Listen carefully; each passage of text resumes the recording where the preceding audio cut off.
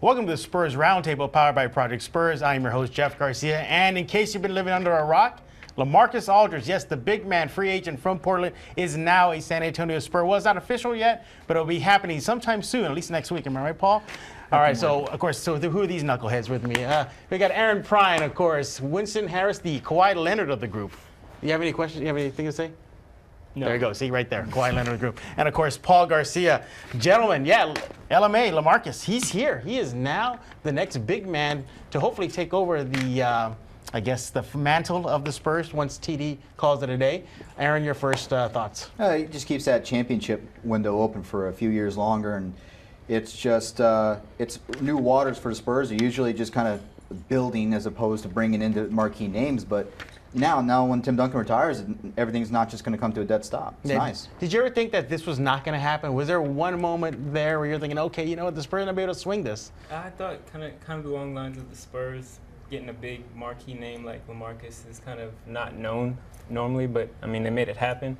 Now they have the foundation for after Tim and the big three disperse that they have Kawhi and LaMarcus to build going forward. Yeah, that was a pretty hefty bill, though. They're going to get from LMA, LaMarcus, 4 years, $80 million? Yeah, about 4 years, $80 million, which is the max contract at his level. But I mean, talking about this, I think it's an interesting piece because this is something San Antonio's never had, which is an all-star talent. I mean, they usually, like Aaron says, they usually retool with the role players most of the time. Now, I mean, you got a guy that you might have to rebuild some of that offense around. I mean, there's just a lot of dynamics here, and this is like, it's almost like Pop's going to be like, just see what he can do. He gets to experiment with different lineups, and there's all these sorts of ways they can go on offense and defense. You haven't seen this type of push for a free agent since Jason Kidd back when he was in New Jersey.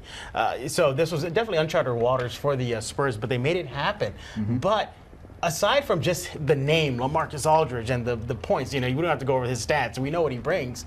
What are the pros that we can look from this deal? Well, pros from the deal is that even at 4 years, $20 million per, roughly, that's not a big number because the salary cap is going to spike over the next couple of seasons, and really his numbers financially are not going to hurt the Spurs that much.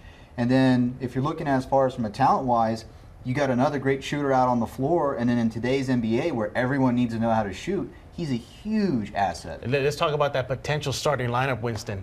Devastating. Danny Green, who I think was kind of a very underrated move by the Spurs. Very underrated, aside from LMA, but Danny Green, Tim Duncan, Kawhi Leonard. I mean, LaMarcus Aldridge, did Tony Parker? Talk about that. You're solid at every position. You're making Tony Parker one of the best point guards in the league, if not top 5 easy, the weakest player on the floor. Spacing. I mean, the corner three for Danny Green's going to be huge. I do disagree with you a little bit, though. I don't think they're solid everywhere. Am I right, Paul? They are not. With the addition of LaMarcus, it caused a little loss for them, namely trading away Thiago Splitter. We saw Marco Bellinelli walk to Sacramento, sign with Sacramento, and of course Aaron Baines signs with Detroit. So that kind of stung a little bit. Yeah, I mean the Spurs have been, they've been built on depth over the last few years here. That's helped Tony Parker, Tim Duncan stay at those high levels of playing.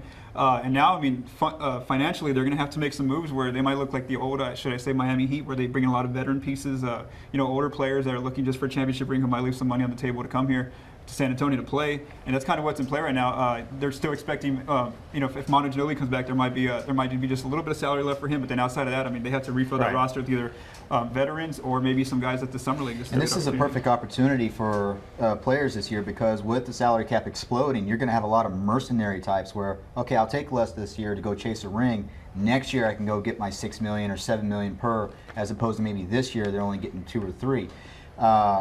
It's really kind of an interesting summer, and the numbers that were being thrown out initially to players was kind of, everyone was just taking a step back. Wow, this is a ridiculous amount of money, but in the long run, not even that far ahead, it's not. Right. Winston, when I looked at this deal and bringing in a big name like LaMarcus, the first thing I thought was chemistry.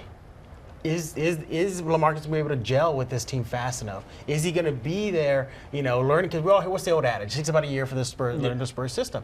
Is that troubling? Is that could be a con that the Spurs fans could be seeing in the horizon? I don't necessarily think so. I mean, of course, there's going to be some growing pains right in the beginning, maybe a few months it takes for him to learn the system. But I mean, his humble attitude, his willingness to pass and be a team player is going to fit right in, make the mesh with the team pretty easy. And before we recorded, he was crying over the loss of Thiago Splitter. I understand, Winston. I should. It's I should a little yeah, bit, too. you did.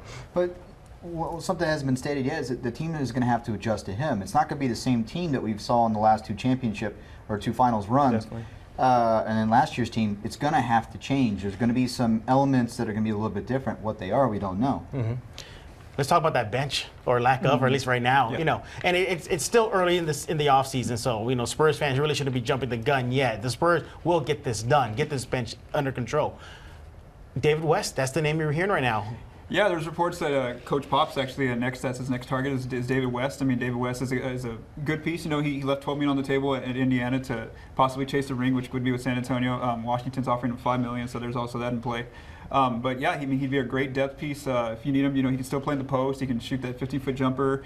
Defense is a little bit of a liability, but I mean the Spurs' team scheme will cover up for those mistakes. Aaron's hoping that Carlos Boozer signs with San Antonio. Yeah, I know that. Yes. Name. I mean, you would not be shocked. I mean, Yeah. One of my favorite guys of all time. Yeah. Just guy who would Sharpie his own head to make it look like Eric. Yeah. What about Manu Ginobili? What are the Spurs going to do with him? They're obviously waiting for his decision. What's going to happen? Should they bring him back? Should they encourage him? Well, the reports are out there saying they want him to come back for one more year, but maybe a situation where he should maybe stay behind, free up some money for them? I think he definitely needs to come back, especially for the bench.